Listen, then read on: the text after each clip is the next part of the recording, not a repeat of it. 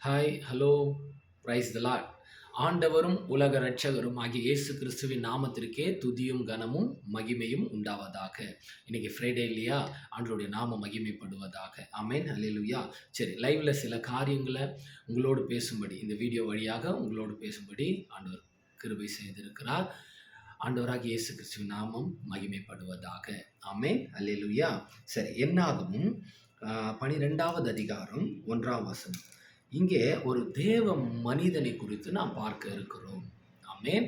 தேவனுடைய தீர்க்கதரிசியானவனை தேவன் எப்படி நடத்துகிறார், அவருடைய பார்வையில அவன் எப்பேற்பட்டவன், எவ்வளவு விசேஷமானவன், அப்படி அப்படி இருக்கிற காரியங்களை கர்த்தர் வெளிப்படுத்துகிறது இந்த என்னாகமும் 12வது அதிகாரத்துல நம்ம பார்க்க முடியுது. எனக்கு அன்பான தேவஜனமே, இங்க மோசே என்ற தேவ மனிதனை குறித்து கர்த்தர் சாட்சி கொடுக்கிறதை நாம் பார்க்கிறோம்.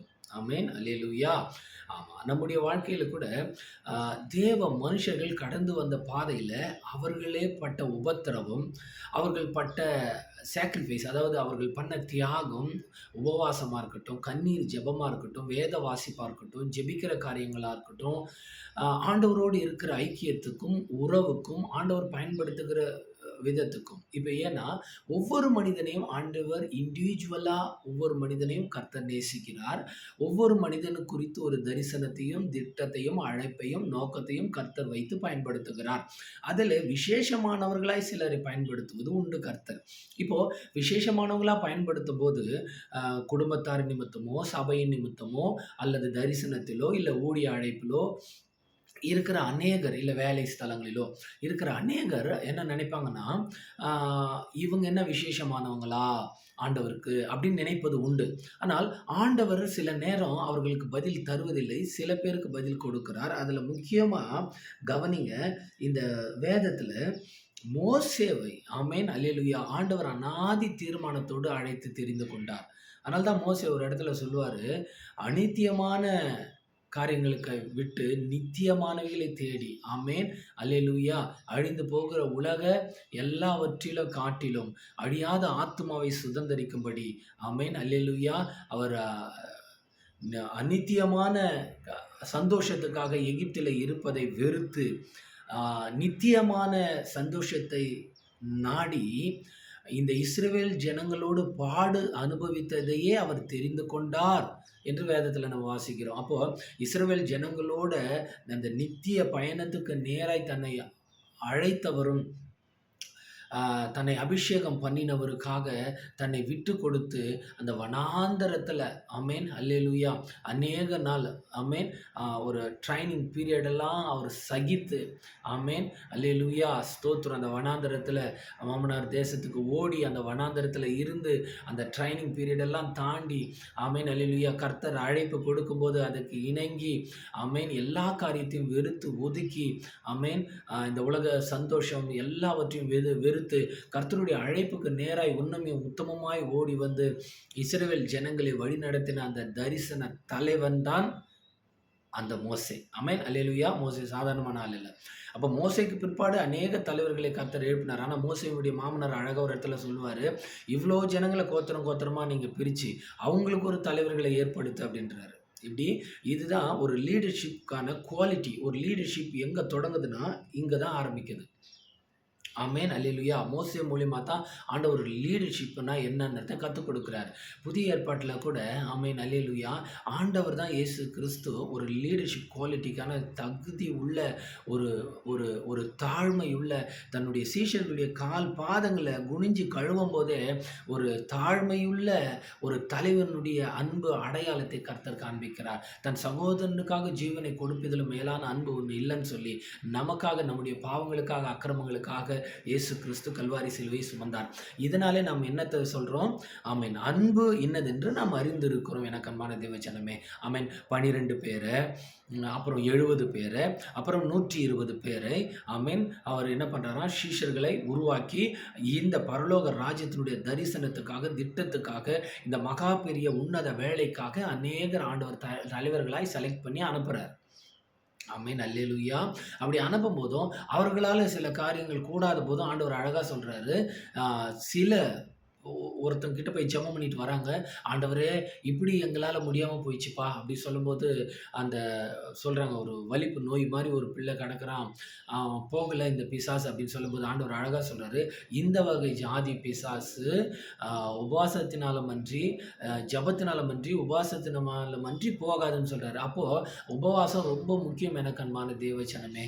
இங்க கவனிங்க, நான் டாபிக்க விட்டு அவுட்ல போவேன்னா, நம்ம சரியா வரலாம். அப்போ தேவனுடைய மனுஷரை கர்த்தரே புடமிடுகிறார், பண்படுத்துகிறார், பயன்படுத்துகிறார். அப்போ மோசேக்கு விரோதமா என்ன பேசினாலும் கர்த்தர் சும்மா இருந்துருவாரா? இருக்க மாட்டார். ஏன்னா மோசேவை அழைத்தவர் கர்த்தர், மோசேவை அபிஷேகம் பண்ணினவர் கர்த்தர், மோசேவை வழி நடத்துகிறவர் கர்த்தர். அப்போ மோசேக்கு விரோதமா எழும்புனா அது கர்த்தருக்கு விரோதமான கூக்குரல். அதுல இங்க பாருங்க, கவனிங்க. என்னாகமம் 12வது அதிகாரம் 1ஆம் வசனம். எத்தியோப்பியா தேசத்து ஸ்திரீயை மோசே விவாகரம் பண்ணி இருந்தபடியினால், பாருங்க, கர்த்தர் அனுமதிக்கிறார், கர்த்தர் அனுமதிக்கலன்னு கர்த்தருக்கும் அந்த கர்த்தருடைய தாசங்களுக்கு மாத்திரம் தான் தெரியும். சில நேரம் தீர்க்கதரிசிகளுடைய வாழ்க்கையில. ஆமென். அல்லேலூயா. ஆனா நாம என்ன பண்ணக்கூடாது? நியாயம் தீர்க்கக்கூடாது. அவர்கள் மேல கோவப்படக்கூடாது. அவர்களை கேள்வி கேட்கக்கூடாது. அவர்களை பத்தி பின்னாடி பரியாசம் பண்ணக்கூடாது. ஆமென். கர்த்தர் வைத்த அழைப்புல, தரிசனத்துல, திட்டத்துல நம்ம உண்மையாய் ஓடி முடிக்கணும். அதுதான் கர்த்தருக்கு பிரியமான காரியம். ஆனா கர்த்தரால் அபிஷேகம் பண்ண தாசர்களுக்கு விரோதமா தாவீது அழகா சொல்றாரு. சவுல் கர்த்தரால் அபிஷேகம் பண்ணப்பட்ட மனிதன். அநேக தரம் என் கையில ஆண்டவர் ஒப்பு கொடுத்தார். ஆனாலும் கர்த்தரால் அபிஷேகம் பண்ணப்பட்ட மனுஷனுக்கு விரோதமாக நான் பட்டயத்தை ஏன் தூக்கணும்? தூக்கக்கூடாது. ஆமென். அல்லேலூயா. ஆமா, பரலோக தேவனே அதை நியாயம் தீர்க்கிறவரா இருக்கிறார். நாம நியாயம் தீர்க்கக்கூடாது. கவனிங்க. இங்க மிரியாமும் ஆரோனும் அவன் விவாகம் பண்ணின எத்தியோப்பிய தேசத்து ஸ்திரீ நிமித்தம் அவனுக்கு விரோதமா பேசுறாங்க. ஆமென். அல்லேலூயா. இவன் இப்படிப்பட்ட காரியங்கள் இருக்கிறான். ஒருவேளை இப்படி நினைச்சிருக்கலாம், இவன் இப்படி எத்தியோப்பிய ஸ்திரியை திருமணம் பண்ணியிருக்கிறான், இவனுக்கெல்லாம் என்ன தகுதி இருக்கு? இவன் இவன் இவன் என்ன ஊழியம் பண்ண என்ன தகுதி இருக்கு? ஆமென். அல்லேலூயா. இன்னைக்கு அநேகர் நம்ம மேல இருக்கிற குறைகளை பார்த்து, அநேகர் அவன் உலகத்தினால் வந்த காரியங்களை பார்த்து என்ன பண்ணுவாங்கன்னா, தேவ மனுஷங்களை தூஷிப்பாங்க. என்ன சொல்லுவாங்க? இவங்களுக்கெல்லாம் என்ன தரிசனம்? இவங்களெல்லாம் எப்படி ஊழியம் பண்ண முடியும்? இவன் இந்த பொண்ணை திருமணம் பண்ணியிருக்கிறான். இவனுக்கு என்ன ஊழிய அழைப்பு இருக்கு? என்ன தரிசனம் இருக்கு? என்ன பாரம் இருக்கு? இவங்களுக்கெல்லாம் என்ன தகுதி இருக்கு? இவங்க மேல என்ன வரம் இருக்கு? இவங்களுக்கு மேல என்ன கனிகள் இருக்கு? என்ன அபிஷேகம் இருக்குன்னு சொல்லி பரியாசம் பண்றாங்க. அது குடும்பத்திலயா இருக்கலாம், தரிசனத்துல இருக்கலாம், ஊழியக்காரர்களா இருக்கலாம், இல்ல ஊழியத்துல இருக்கலாம். யாரா வேணா இருந்துட்டு போனா. ஆனா கர்த்தருடைய தாசன்களை கர்த்தரே நியாயம் தீர்க்காதபடிக்கு எச்சரிக்கையா இருக்கணுமா? ஏன்னா ஒவ்வொரு மனிதனையும் நியாயம் தீர்க்கிறவர் கர்த்தர், மனுஷன் கிடையாது. எனக்கு அன்பான தேவஜனமே, கவனிங்க. இங்க விரோதமாய் எழும்புவாங்க. அப்போ கர்த்தருடைய தீர்க்கதரிசிகளுக்கு விரோதமா, கர்த்தரால் அபிஷேகம் பண்ணப்பட்ட அழைப்பு பெற்ற ஒவ்வொரு தேவ மனுஷர்களுக்கு விரோதமா, ஆமென், எல்லா வாய்களும் விரோதமாய் பேசும். இங்க என்ன நடக்குது? அப்படியே கூட அந்த நம்ம மோசேயாக்கு விரோதமா பேசுறாங்க. அப்ப என்ன நடக்குது? கர்த்தர் மோசேயை கொண்டு மாத்திரம் பேசினாரோ, எங்களை கொண்டும் அவர் பேசினதில்லையோ என்றார்கள். கர்த்தர் அதை கேட்டார். மோசேக்கு விரோதமா பேசுனத மோசே கேட்டாரோ இல்லையோ தெரியல. ஆனா கர்த்தர் அதை கூர்ந்து கேட்கிறாராம். வசனம் சொல்லுது. வசனத்திலே இருக்குது. கர்த்தருடைய பிள்ளைகள் பேசும்போது அதை என்னதான் கர்த்தர் கூர்ந்து கவனிக்கிறாராம். அதுபோல கர்த்தர் மோசேக்கு விரோதமா பேசின வார்த்தையை ஆண்டவர் என்ன பண்ணாராம்? கேட்டுட்டாரு. அடுத்து என்ன பண்றது? மோசேயானவன் பூமியில் உள்ள சகல மனிதனும் மிகுந்த சாந்தமுள்ளவனாய் இருந்தான். இப்போ கர்த்தர் கேட்டதுக்கு பிற்பாடு அந்த மோசேவை குறித்ததான ஒரு ஸ்டேட்மெண்ட் ஆண்டவர் கொடுக்குறாரு பாருங்க. மோசேயானவன் பூமியில் உள்ள சகல மனிதரிலும் மிகுந்த சாந்த குணமுள்ளவனாய் இருந்தான். ஏன்னா அவர்கள் விரோதமா பேசும்போது கூட மோசே சாந்தமா இருந்திருப்பாருன்னு நினைக்கிறேன். அமைதியா இருந்திருப்பாருன்னு நினைக்கிறேன். நாமும் சில நேரத்துல நம்ம அபிஷேகத்துக்கு விரோதமா, அழைப்புக்கு விரோதமா, தரிசனத்துக்கு விரோதமா எத்தனை பேர் கேலி, கிண்டல், பரியாசம், உபத்திரவம், பாடு, வெட்கம், அவமானம், நிந்தனையை கொண்டு வந்தாலும், ஆமென், அல்லேலூயா, நீங்க என்ன பண்ணுங்க? சைலண்டா இருங்க. பிகாஸ் கடவுள் கொடுத்த தரிசனத்திலையும், திட்டத்திலையும், ஊழியத்திலையும், அழைப்பிலையும் உண்மையும் உத்தமமா நில்லுங்க. கர்த்தர் அதில் தொடர்ந்து உங்களை நடத்துவார். ஆமென். அவர்களுக்கு பதில் செய்ய வேண்டியது நாம இல்லை, கர்த்தரே அதை செய்வார். ஆமென். அல்லேலூயா. அடுத்த வசனம். சடுதியிலே கர்த்தர் மோசேயையும் ஆரோனையும் மிரியாமையும் நோக்கி, நீங்கள் 3 பேரும் ஆசாரிப்பு கூடாரத்துக்கு புறப்பட்டு வாருங்கள் என்றார். 3 பேரும் போனார்கள். ஆமென். அல்லேலூயா.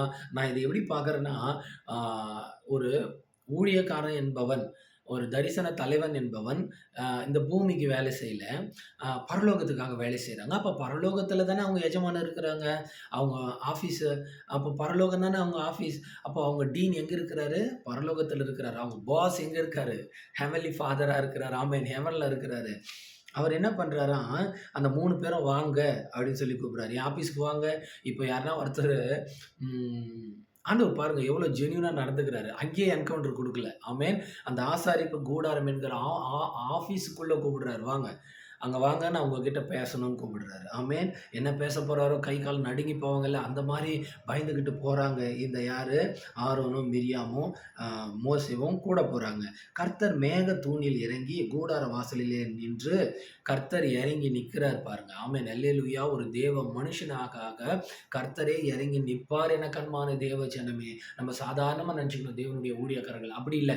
சில நேரம் தேவனே என்ன பண்ணுவாராம், நமக்காக நியாயம் விசாரிக்க இறங்கி நிற்கிறவராய் இருக்கிறார்.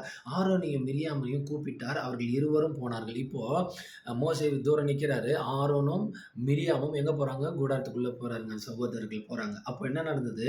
அப்பொழுது அவர், என் வார்த்தைகளை கேளுங்கள். உங்களுக்குள்ளே ஒருவன் தீர்க்கதரிசியா இருந்தால் கர்த்தராகிய நான் தரிசனத்திலே அவனுக்கு என்னை வெளிப்படுத்தி சொப்பனத்திலே அவனோடு பேசுவேன். உங்களுக்கு ஒருவேளை டவுட் இருக்குன்னா கிளாரிஃபிகேஷன் பண்ணிக்கோங்க. உங்களுக்குள்ளே ஒரு தீர்க்கதரிசியானவன் இருந்தால், ஆமென் அல்லேலூயா. அவனை எப்படி நம்ம அடையாளம் கண்டுபிடிக்கணும்னா, முதலாவது ஆவிக்குரிய கனிகளாட நிரம்பினவனா இருக்கணும்.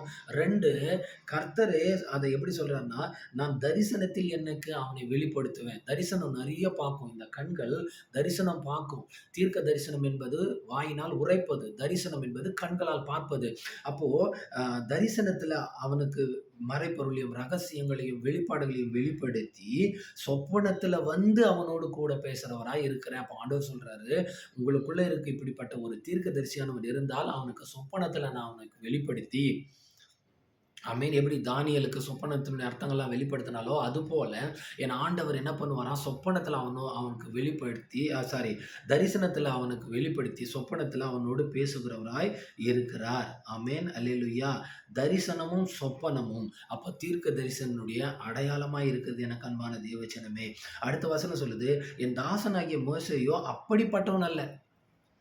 இப்போ தீர்க்க தரிசிலே இவன் மேலானவன். அதனால தான் ஆண்டவர் இப்படி சொல்றாரு. உங்களில் ஒருத்தர் தீர்க்கதரிசியா இருந்தா அவனோட சொப்பனத்துல பேசுவேன். சொப்பனத்தோட பேசுவேன். தரிசனத்துல என்னை வெளிப்படுத்துவேன். ஆனா மோசே அப்படிப்பட்டவன் இல்ல. அதிலும் மேலானவன். ஒரு படி மேலானவன் மோசே. ஆமென் அல்லேலூயா. ஆமென். அவர் போஸ்டிங்கே வேற ப்ராப்பர்ட்டிக்ல. Amen hallelujah. Amen. He is one of the property of God. Almighty God. என் தாசனாகிய மோசேயோ அப்படிப்பட்டவன் அல்ல. என் வீட்டில் எங்கும் உண்மை உள்ளவன். திரும்பவும் ஆண்டவர் சொல்றாரு, அவன் எங்கும் உண்மை உள்ள படிப்புல, வேலையில, வீட்டுல, குடும்பத்துல, தரிசனத்துல, ஊழியத்துல உண்மை உள்ளவனா இருக்கிறான். தீர்க்கதரிசியானவன். ஆமென். ஏன்னா அவன் கர்த்தருக்கு ஊழியம் பண்றான். கர்த்தருக்கு பயப்படுவான். ஆமென். அவன் கர்த்தருக்கு உண்மையா, நேர்மையா, உத்தமமா இருப்பான். முதலாளிகளுக்கு அல்ல. பூமியில இருக்கிற அப்பா அம்மாக்கு அல்ல. அப்பா அம்மாவ, அண்ணன் தம்பிய, ஆஃபீஸ்ல இருக்கிற பாஸ தாண்டி, ஊழியக்காரர்களை தாண்டி ஒரு ஒரு ஒரு ஒரு தீர்க்கதரிசியானவன் யாருக்கு உண்மையா இருப்பான்னா, அவன் பரலோகத்துக்கு உண்மையா இருப்பான். அல்லேலூயா. ஏன்னா அவருடைய முதலாளி பரலோகத்துல இருக்கிறார். எனக்கு அன்பான தேவஜனமே. அவருக்கு உண்மையா இருக்கும்போது இங்க இருக்கிற எல்லாருக்கும் உண்மையா இருக்கணும்னு அவசியம் இல்ல. ஏன்னா கர்த்தரே அவனை அபிஷேகம் பண்ணி அழைத்து தீர்க்கதரிசியா நியமிச்சு இருக்கும்போது, ஆமென், அவன் பரலோகத்துக்கே உண்மையா இருக்கிறான். அப்ப பூமிக்கும் உண்மையா தானே இருப்பான். அதுதான் அர்த்தம். ஆமென். கவனிங்க. என் தாசனாகிய மோசே அப்படிப்பட்டவன் என் வீட்டில் எங்கும் அவன் உண்மை உள்ளவன். ஆமென் அல்லேலூயா. அல்லேலூயா. எங்கும் உண்மை உள்ளவன் என்பத விசேஷமான ஒரு தீர்க்கதரிசி என்பதை ஆண்டவர் இங்க காட்டுறாரு. அடுத்து, நான் அவனுடன் மறைப்பொருளாக அல்ல, முகமுகமாய் பிரத்யட்சமாய் பேசுறேன். தீர்க்கதரிசியானவங்கிட்ட ஆண்டவர் எப்படி பேசுவாராம்? மறைப்பொருளா சில பேருக்கு பேசுறது உண்டு ஆண்டவர். ஆமென். எல்லா தீர்க்கதரிசிக்கிட்டும். ஆனால் மோசே something different from others. Because நான் டைரக்டா அவங்ககிட்ட முகமுகமா பிரத்யட்சமா நான் பேசுவேன். மோசே கூப்பிட்டா நான் வருவேன், நான் அவங்க கூட பேசுவேன்றார். பிகாஸ் அவ்வளோ பெரிய இஸ்ரவேல் ஜனங்கள் 6,00,000 புருஷர்கள் மாத்திரம் இருந்த அநேகர் இருந்த அந்த அந்த ஜன கூட்டத்துக்கு மோசே ஒருவனை தலைவனாக தெரிந்து கொள்வது சாதாரண விஷயமா? அப்போ மோசேவை எப்படி ஆண்டவர் பயன்படுத்தியிருப்பார் என கண்மான தேவஜனமே. எகிப்திலேயே முறுமுறுப்பு, ஆனால் வர வழியெல்லாம் முறுமுறுப்பு, உணவுக்காக, உடைக்காக, உறைவிடங்களுக்காக எவ்வளோ முறுமுறுப்பு, ஒரு தண்ணி குடிக்கிறதுக்காக எவ்வளோ முறுமுறுப்பு. ஆமீன். எவ்வளோ கோபம் மூட்டும் எரிச்சல் மூட்டி இருந்தாலும் அவன் எவ்வளோ சாந்தம் உள்ளவன் ஆண்டவர் சாட்சி கொடுக்குறாரு பாருங்களேன். ஆமேன். அல்லேலூயா. அப்போ மோசே ஒரு இடத்துல சொல்றாரு, யாத்திராகமத்தில் அழகாக சொல்லுவார், ஆண்டவரே, ஏன் நானா இவர்களை கர்ப்பம் தரித்தேன், இவர்களை நானா பெற்றெடுத்தேன், நானா இவர்களை நடத்தி வரேன், நீங்க தானேப்பா ஆண்டவரே. அதனால உங்க எரிச்சல் இவங்க மேல மூளாதபடி இருப்பீராக. ஏன்னா இவங்களை அழிச்சிங்கன்னா, ஆமீன், திறப்பில் நிற்கிற ஒரு தேவ மனுஷனுடைய ஸ்டேட்மெண்ட்டை பாருங்க. இவங்களை ஜீவ புஸ்தகத்திலேருந்து இவங்க பேரை கிறுக்கி போட்டுருவேன்னு ஆண்டவர் சொல்ற மாத்திரத்தில் அவர் அழகா சொல்றாரு, இவங்களை கிறுக்கி போடாதீங்க, இவங்களுக்கு பதிலாக என் பேரை ஜீவ புஸ்தகத்துக்கு கிறுக்கி போடும் திறப்பில் நின்ன உண்மையான தேவ மனுஷன், தேவனுடைய தீர்க்கதரிசி இந்த மோசே. ஆமேன். முகமுகமாய் பிரத்யட்சமா பேசுறார். அவன் கர்த்தரின் சாயலை காண்கிறான். பாருங்களேன், கர்த்தருடைய சாயலை முகமுகமா கண்ணால பார்க்கிற இந்த மோசே இப்படி இருக்க, நீங்கள் என் தாசனாகிய மோசேக்கு விரோதமாய் பேச உங்களுக்கு பயம் இல்லாமல் போனது என்ன? ஒரு முறையாவது அந்த மோசே சொல்லியிருப்பாரா, நான் கர்த்தர் முகமுகமா பார்க்கிறேன், அவர் என் கூட பேசின்னு தான் இருக்கிறாருன்னு அவர் பெருமையாக சொல்லலை. ஆனால் விரோதமாக எழும்புறவங்க எத்தனையோ பேர். ஏன்னா அவர் பேசிக்காகவே எப்படிப்பட்ட மனுஷன்? சாந்தம் உள்ள மனுஷன். ஆமென், அல்லேலூயா. ஆனால் அநேகர் எழும்புறாங்க. சொந்த பந்தத்தில், குடும்பத்தில், தரிசனத்தில், வேலையில், வீட்டில், ஊழியத்தில் எழும்புவாங்க. நீங்கள் கவலைப்படாதீங்க, கர்த்தர் உங்களுக்காக யுத்தம் பண்ணுவார், நீங்கள் சும்மா இருங்க. ஆமென், அல்லேலூயா. உங்களுக்கு பயம் இல்லாமல் போனது என்னன்றார் பாருங்க. மோசேக்கு விரோதமா பேச உங்களுக்கு பயம் இல்லாமல் போனது என்றார். ஆண்டவர் எச்சரிக்கிறார். என் தாசனுக்கு விரோதமா பேசுறதுக்கு பயப்படணும். முதல்ல தேவனுடைய யாரா இருந்துட்டு போட்டோம், ஒரு சபை பாஸ்டரா இருக்கட்டும், என்கிட்ட இருக்கிற ஒரு ஒரு நல்ல பழக்கம் ஆண்டவர் கற்றுக் கொடுத்தது என்னன்னா, நான் பரலோகத்துக்கு ஊழியம் பண்ணுறேன், என் முதலாளி மேலே, இண்டிபெண்டன்ட் மினிஸ்ட்ரி இல்லையா, ஸோ அதனால் என் முதலாளி மேலே இருக்கிறாரு, எனக்கு கூலி கொடுக்குறவர் அவருக்கு நான் ஊழியம் பண்ணுறேன், அவருக்கு நான் வேலை செய்கிறேன். So I am prisoner of almighty God. Paul சொல்றது போல I am the bond servant of almighty காட்னு சொல்ல முடியும். வைராக்கியமும் விசுவாசமும் நல்லதோ கெட்டதோ, நான் நல்லவனோ கெட்டவனோ, உண்மையானவனோ நான் போலியானவனோ, ஆனால் கர்த்தர் அதை அறிவார். அந்த தைரியம், நீதிமான்கள் சிங்கத்தை போல தைரியமா பேசுற வைராக்கியம், விசுவாசம், வல்லமையை ஆண்டவரே நமக்கு கொடுக்கிறார். ஆமேன், அல்லேலூயா. உங்களுக்கு பயம் இல்லாமல் போனது என்ன? அவனை குறித்து பேசுறதுக்கு. ஆமேன், அல்லேலூயா. ஒரு தாழ்மையுள்ள மனுஷன், ஒரு சாந்தகுள்ள மனுஷனா, ஒரு தேவ மனுஷன் இருக்கும்போது அவங்களுக்கு விரோதமாக நம்ம பேசக்கூடாது. ஏன்னா ஒருவேளை அந்த தேவ மனுஷன் நம்ம நியாயம் தீர்க்காமல் இருக்கலாம், தேவ மனுஷன் நமக்கு பதில் கொடுக்காம இருக்கலாம், ஆனால் கர்த்தரே நமக்கு பதில் கொடுக்கிறவராக இருக்கிறார். பயத்தோடு இருக்கணும். ஆமேன். கர்த்தருடைய கோபம் அவர்கள் மேல் மூண்டது. கர்த்தர் போயிட்டாரு. அடுத்தது நடந்து என்ன? மேகம் கூடாரத்தை விட்டு நீங்கி போயிற்று. நம்ம மேகம் சொல்லும்போது ஒரு ஞாபகம் வருது. மேகத்தை சட்டையாக, ஆமீன், மேகத்தை ஒரு வாகனமாக வச்சுக்கிட்டு வர தெய்வங்க நம்ம தெய்வம். ஆமீன், அல்லேலூயா. மிரியாம் உறைந்த மழையின் வெண்மை போன்ற குஷ்டரோகி ஆனார். மிரியாமுக்கு குஷ்டரோகம் பிடிச்சது. ஆரோன் மிரியாமை பார்த்தபோது அவன் குஷ்டரோகியாக கண்டான். அவங்க 2 பேருக்கும் கர்த்தருடைய தாசர்களுக்கு விரோதமாக, தீர்க்கதரிசிகளுக்கு விரோதமாக பேசுன நிமித்தம் அவர்களுக்கு குஷ்ட ரோகம் உண்டானது என கண்மான தேவஜனமே. அப்பொழுது ஆரோன் மோசேயை நோக்கி, என் ஆண்டவனே, நாங்கள் புத்தீனமாய் செய்த இந்த பாவத்தை எங்கள் மேல் சுமத்தாதிரும். தன் தாயின் கர்ப்பத்தில் பாதி மாம்சம் அழுகி செத்து விழுந்த பிள்ளையை போல அவள் ஆகாதிருப்பார்களாக. அழுகின பிண்டமாய் வெளியேறுகிற, ஆமேன், அல்லேலூயா, குறை மாசத்துல பிறந்து அலைக்கழிச்சு போற, அபார்ட் ஆகிற ஒரு சரீரத்தை போல என் தாயின் வயிற்றிலிருந்து நாங்கள் வெளிவந்தது போல ஆயிட்டுமே. ஆண்டவரே, எங்கள் மேல் இரக்கமாக இருங்கன்னு சொல்லி ஆரோனும் மிரியாமும் கதறி அழுகுறாங்க. ஆமென், அல்லேலூயா. அப்பொழுது மோசே கர்த்தர் நோக்கி, தேவனே, அவளை குணமாக்கும் என்று கெஞ்சினான். தயவு உண்டாகிறது. ஆமேன். அப்போ ஒரு தேவ மனுஷன், திறப்பில் நிற்கிற மனுஷனுக்குள்ள தயவு, இரக்கம், சாந்தம், இந்த கனிகள் எல்லாம் இருக்குன்னு சொல்ல வரேன். அப்போ தேவ மனுஷருக்குள்ள என்ன இருக்கணும்? சாந்தம் இருக்கணும், நீடிய பொறுமை இருக்கணும். ஆமேன், நல்ல தயவு இருக்கணும், அன்பு, சாந்தம், இரக்கம், நீடிய பொறுமை, தயவு, நற்குணம், இப்படிப்பட்ட கனிகள் இருக்கணும். அதுக்கான வெளிப்பாடு இந்த மோசே. ஆமேன், அல்லேலூயா. அப்போது மோசே கர்த்தரை நோக்கி வேண்டுகிறார் பாருங்க. அவங்க வேண்டல, கர்த்தர் இறங்க மாட்டாரு. ஆனா மோசே திரும்ப அவங்களுக்காக இறங்கி வேண்டும்போது கர்த்தர் மோசையை நோக்கி, அவள் தகப்பன் அவள் முகத்தில் காரி துப்பிதல் துண்டால் அவள் 7 நாள் வெட்கப்பட வேண்டாமோ, அதுபோல அவள் 7 நாள் பாளையத்துக்கு புறம்பே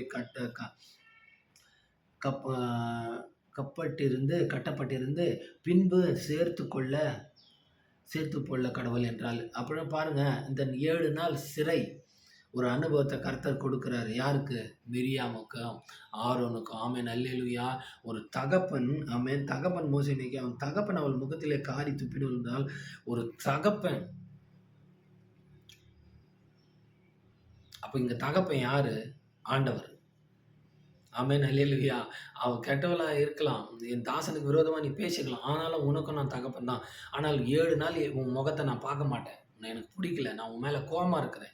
ஏன்னா என் தாசனுக்கு விரோதமா பேசிட்டேன். அவன் உலக தகப்பனே ஒரு பிடிக்காத காரியத்த, ஆமென், அல்லேலூயா, அவர்களுக்கு விருப்பமில்லாத காரியத்த, அவங்களுக்கு பிடிக்காத காரியம் செய்யும்போது எப்படி உன் மூஞ்ச நான் பார்க்க மாட்டேன், போ தூர அப்படின்னு சொல்லி கோவமா இருப்பாங்களோ, அதுபோல ஆண்டவர் கண்டிக்கிறதை இங்க நம்ம பார்க்கிறோம். 7 நாள் ஒரு சிறை அனுபவத்துக்கு பிற்பாடு அப்படியே மிரியாம் 7 நாள் பாளையத்துக்கு புறம்பே விலக்கப்பட்டிருந்தார். மிரியாம் சேர்த்து கொள்ளப்பட்டு மட்டும் ஜனங்கள் பிரயாணம் பண்ணாதிருந்தால், இந்த மிரியாம் பண்ண இந்த துணிகரம், அக்கிரமம், மீறுதல் நிமித்தம், ஆமென், அல்லேலூயா, வாயின் வார்த்தையால் வந்த தோஷத்தின் நிமித்தம், பாவத்தின் நிமித்தம், அக்கிரமத்தின் நிமித்தம், மீறுதல் நிமித்தம் அந்த எகிப்திலிருந்து கானான் நோக்கிய பயணம் என்னாச்சு? ஸ்டக் ஆயிடுச்சு. இன்னைக்கும் எனக்கு அன்பான தேவ ஜனமே, அநேகர் நம்ம தரிசனத்துல, ஊழியத்துல நம்மை, ஆமென், வாயின் வார்த்தை என்ற ஆயுதத்தை கொண்டு, ஆமென், அல்லேலூயா, சவுல் ஈட்டியை வச்சு தாவீதை குத்தணும்னு சொல்லி காய்மகரமாய் பண்ணது போல அநேகர் வார்த்தை என்கிற ஈட்டியை வைத்து காய்மகரமாய் உங்களை நோக்கி குற்ற வரும்போதெல்லாம் நீங்க ஒன்று செய்யுங்க. ஆமென், அல்லேலூயா, அல்லேலூயா. கீத வாத்தியங்களான, ஆமென், அல்லேலூயா, அந்த வாத்தியத்தை எடுத்து கிண்ணறத்தை அழகா வாசிச்சு ஆண்டவரை துதித்து மகிமைப்படுத்துங்க. ஆமென், அல்லேலூயா. ஒரு கிட்டாரை எடுத்து வாசிக்கிறது போல தாவீது சங்கீதக்காரனாக இருந்த ஆண்டவரை துதிச்சது போல, ஆமென், அவர்களுக்கு பதிலை தாவீதுக்கு விரோதமாக எழும்பினவர்களுக்கு பதில் தந்தது போல, மோசேக்கு விரோதமாக எழும்பினவர்களுக்கு பதிலை தந்தது போல, என் ஆண்டவர் உங்களுக்கு, உங்கள் அபிஷேகத்துக்கு, உங்கள் தரிசனத்துக்கு, ஊழியத்துக்கு விரோதமாக எழுப்புகளை கர்த்தரே பார்த்துக் கொள்வார். நீங்கள் கர்த்தருடைய வேலையை மாத்திரம் செய்யுங்க. உண்மையை உத்தமமாய், எப்படி சாந்த குணம் உள்ளவர்களாய், தயவுள்ளவர்களாய், நீடிய பொறுமை, சாந்தம், இச்சையடக்கம் உள்ளவர்களாய், நற்குணம் கொண்டவர்களாய் கர்த்தருடைய ஊழியத்தை செய்யுங்க. கர்த்தர் உங்களுக்காக யுத்தம் பண்ணுவார். ஆமென், அல்லேலூயா. ஆமா. பின்பு ஜனங்கள் ஆஸ்தரோத்திலிருந்து புறப்பட்டு பாரான் வனாந்தரத்திலே பாளையம் இறங்கினார்கள். எனக்கன்பான தேவஜனமே, நம்முடைய வாழ்க்கையில நம்ம தரிசன ப்ராசஸ், ஊழிய ப்ராசஸ், குடும்பத்தில் இருக்கிற காரியங்கள் எல்லாம் ஸ்டாப் ஆகுதுன்னா, ஏதோ ஒரு மீறுதல், ஏதோ ஒரு அக்கிரமம், ஏதோ ஒரு துணிகரம் நம் உடன் பிறந்தவர்களாலேயோ, ஆமென், குடும்பத்திலேயோ, தரிசனத்திலேயோ, ஊழியத்திலேயோ, வேலை செய்கிற இடத்திலேயோ யாரேனும் விரோதமாய் பேசினாலும், ஆமென், அல்லேலூயா, அப்போ உங்க வாழ்க்கையில தேவ மனுஷர்களுக்கு விரோதமா நீங்க பேசியிருக்கீங்களா? நம்ம ஆராய்ஞ்சு பார்க்கணும். எனக்கு அன்பான தேவஜனமே, நம் தரிசனம் தடைப்படும் போது, ஊழியம் தடைப்படும் போது, குடும்பத்தில் ஆசீர்வாதம் தடைப்படும் போது, தேவ மனுஷர்களுக்கு விரோதமா, தேவனால் அபிஷேகம் பண்ணப்பட்ட தீர்க்க தரிசிகளுக்கு விரோதமா, அழைப்பை பெற்ற ஊழியக்காரர்களுக்கு விரோதமாய் நாம் பேசாதபடிக்கு எச்சரிக்கையாய் இருப்போம். அப்பொழுதுதான் நம்முடைய வாழ்க்கையினுடைய ஆசீர்வாத கதவுகள் திறக்கப்படும், நம் பாவம் மன்னிக்கப்படும். ஆமென், அல்லேலூயா. வாயின் வார்த்தையால் வந்த தோஷத்தை, அக்கிரமத்தை, மீறுதலை கர்த்தரே நமக்கு மன்னிப்பாராக. நாம கூட அநேக நேரம் தேவ மனுஷர்கள் விரோதமாக பேசியிருந்தா இன்றைக்கு நம்ம அனலைஸ் பண்ணி அதை ஒப்பு கொடுத்து செபிப்போம். கர்த்தர் அதை மன்னித்து நம்முடைய கானான் நோக்கிய பயணத்தை கர்த்தர் வாய்க்க பண்ணுவாராக. அது குடும்பமா இருக்கட்டும், தரிசனமா இருக்கும், ஊழியமா இருக்கட்டும், எல்லா தரிசனத்தையும், ஊழியத்தையும், ஆமென், கர்த்தருக்கு என்று உண்மையாக செய்கிற தேவ மனுஷர்களுக்கு விரோதமாக பேசின அக்கிரம துணிகர பாவங்களை அறிக்கையிட்டு விட்டு விடுவோம். கர்த்தர் நம்மை ஆசீர்வதித்து உயர்த்தி அந்த கானானுக்கு நேராய் வழி நடத்துவாராக. கர்த்தர் தாமே உங்களை ஆசீர்வதிப்பாராக. ஆமென். God bless you.